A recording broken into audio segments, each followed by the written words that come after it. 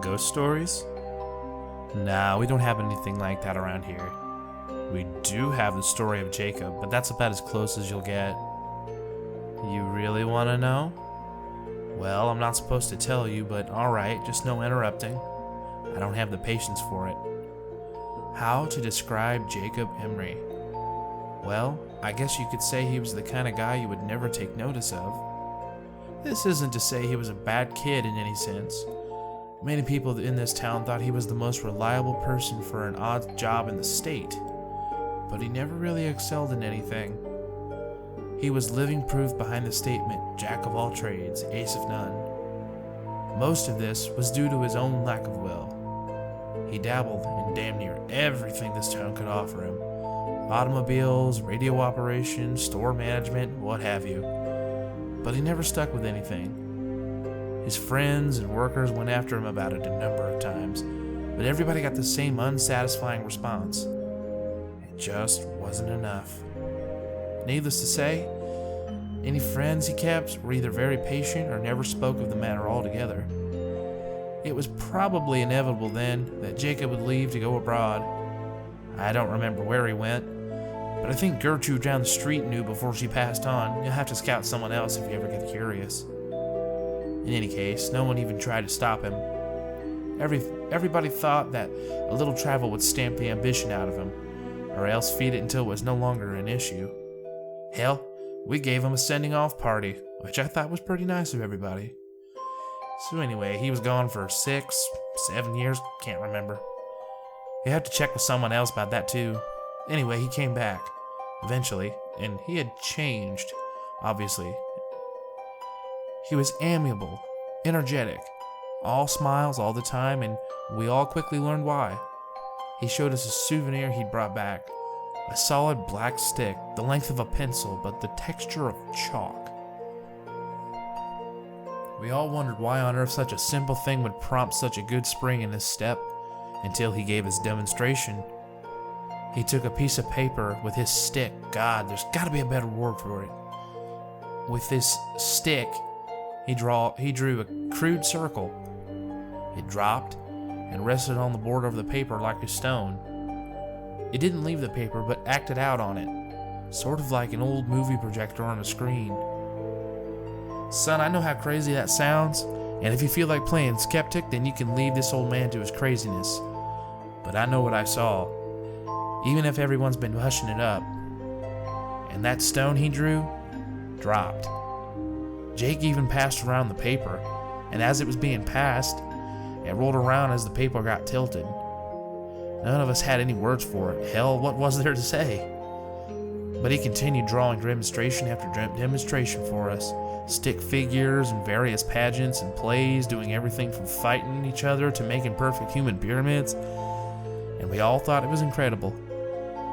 That was all the go-ahead he needed. He announced that he planned to put on shows to pay for rent and food, where he could draw anything the crowd members wanted.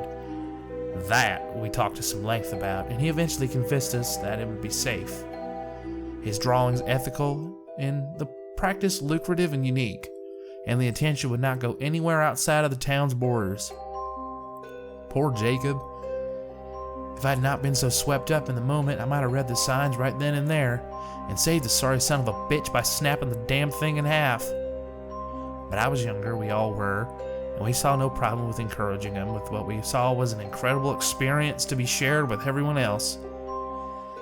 Now, he didn't have any big radio or television connections, mind you, and the internet wouldn't come around for another decade.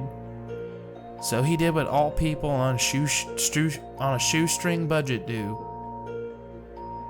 He advertised his show with flyers. Flyers might not mean anything to you city folk, but in a small town, they gain a fair glance over from time to time. And what's more, Jacob's managed to stick out by having little guest figures jump up and down and whatnot to get people's attention. His first show must have gotten nearly 60 or so people, probably a lot more than that. And his shows were fantastic. Someone would shoot out a scene from a play or comedy sketch, and Jake's hand would fly over the wall like a bird. He didn't hold him back when he made that stone, that's for damn sure. His illustrations were all spot on, and he could make an incredible human figure in Minutes.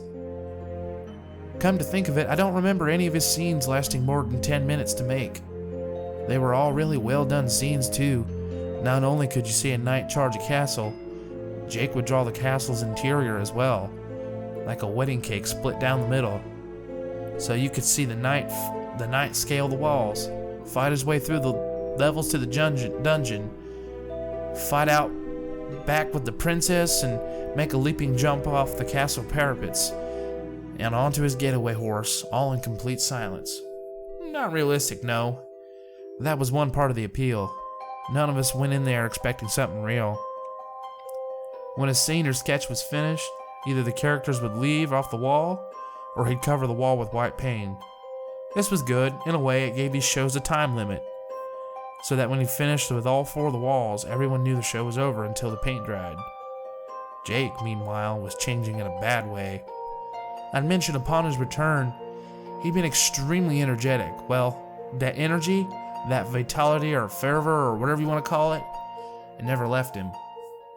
Not for an instant. Far from it. It seemed to grow in him, and he'd enjoyed it all too much. His eyes grew wider, he slept gradually less over time, his statements and opinions more radical and frenzied, and though he was never a pushover, he was starting to make people nervous in his company. A month or 2 passed, and Jake's audience grew like a wildfire. Nearly everyone in town paid to see Jake's art in action, and he had to rent out larger and larger places for them to sit. He now didn't stop after one scene was done. He moved directly on to the next. Put on the next blank space on the wall, sometimes the intriguing effect of causing scenes to mingle, which the crowd loved. The subject matter got more wild and memorial, and the monsters got more bizarre and creative, the fighters using more impossible weaponry, all for the sake of the crowd interest.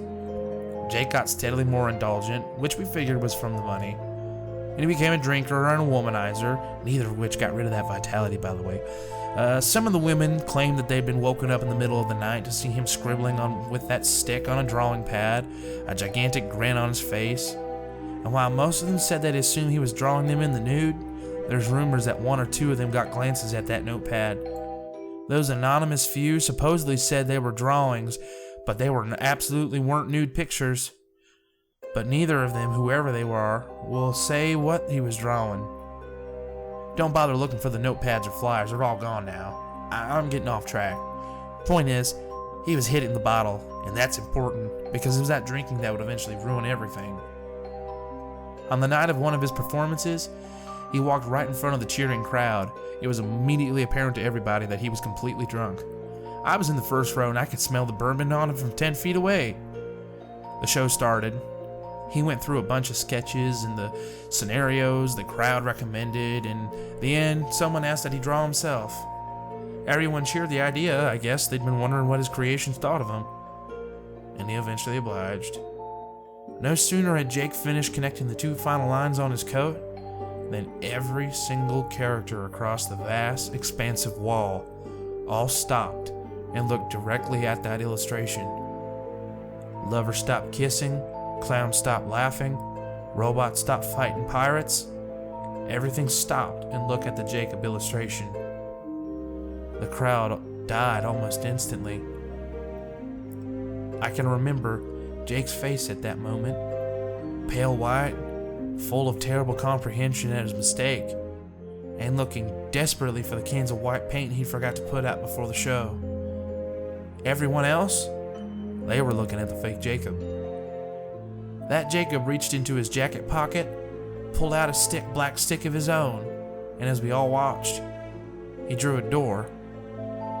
He pushed on his side of the door and the door swung open, allowing him to walk through onto the floor of the auditorium. The rest was absolute hellish pandemonium.